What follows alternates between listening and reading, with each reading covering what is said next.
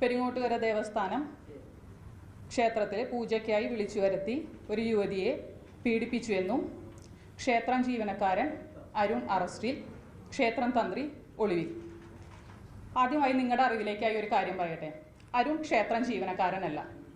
എൻ്റെ അനിയത്തിയുടെ, അതായത് ഉണ്ണി ദാമോദരൻ്റെ രണ്ടാമത്തെ മകൾ വിഷ്ണുപ്രിയയുടെ ഭർത്താവാണ്. പിന്നെ എന്തുകൊണ്ടാണ് ക്ഷേത്രം ജീവനക്കാരൻ എന്നൊരു ന്യൂസ് വന്നത്? കാരണം അച്ഛനും മകളുടെ ഭർത്താവും കൂടി ഒരു പീഡന കേസിൽ പ്രതിയാവുക എന്ന് പറഞ്ഞാൽ അത് ആളുകൾ എത്രത്തോളം വിശ്വസിക്കും?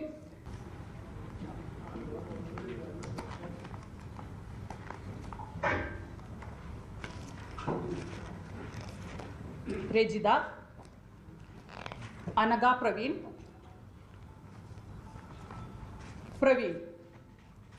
ഈ വ്യാജ പീഡന കേസിലെ മാസ്റ്റർ ബ്രെയിൻ.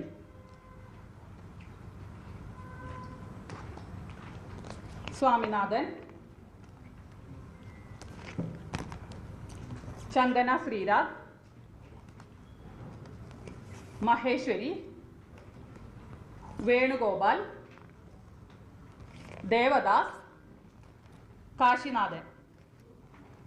ഇവർക്കെതിരെ അന്തിക്കാട് സ്റ്റേഷനിൽ 5ഓളം FIRകളുണ്ട്. അതിൽ ബണ്ണാര മോഷണം, അച്ഛനെ വധിക്കാനുള്ള ശ്രമം, ഞങ്ങളെ ഉപദ്രവിക്കാനുള്ള ശ്രമം, ഞങ്ങളുടെ മക്കളെ ഉപദ്രവിക്കാനുള്ള ശ്രമം, ക്ഷേത്രം ഓഫീസ് തല്ലിപ്പൊളിച്ച് അവിടുത്തെ രജിസ്റ്ററുകളും കാര്യങ്ങളും പ്രിന്ററുകൾ നശിപ്പിക്കുക, ഇത് ക്ഷേത്രം ജീവനക്കാരനെ ഉപദ്രവിച്ചതാണ്. അനഘ കൈ കടിച്ചു പൊളിച്ചതാണിത്.